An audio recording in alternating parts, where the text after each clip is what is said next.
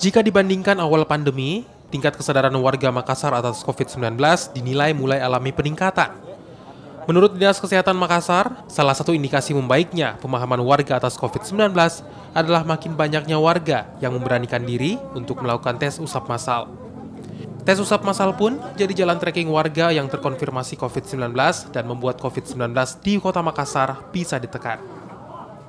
Memang kita akui pada awal-awal adanya pandemik ini, COVID-19, respon masyarakat ini sangat kurang. Tapi dengan edukasi yang dari teman-teman begitu gencar, sehingga tahap demi tahap masyarakat mulai memahami bahwa mereka juga sudah siap untuk dilakukan swab.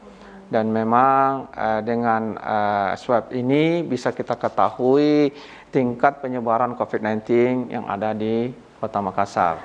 Sejak awal dari pandemi COVID-19 ini kan masyarakat takut sekali, jangankan di swab, di rapid saja mereka takut. Apalagi yang takut dengan jarum suntik ya Pak. Apalagi swab, karena kalau swab kan masuk di hidungnya atau di mulutnya. Kalau rapid kan ya lewat darah saja diambil. Itu pun juga masyarakatnya juga pada takut. Tapi sekarang mulai juga mungkin karena tingkat kesadaran masyarakat juga sudah semakin bagus, sehingga selain rapid dia juga sudah mau di swab.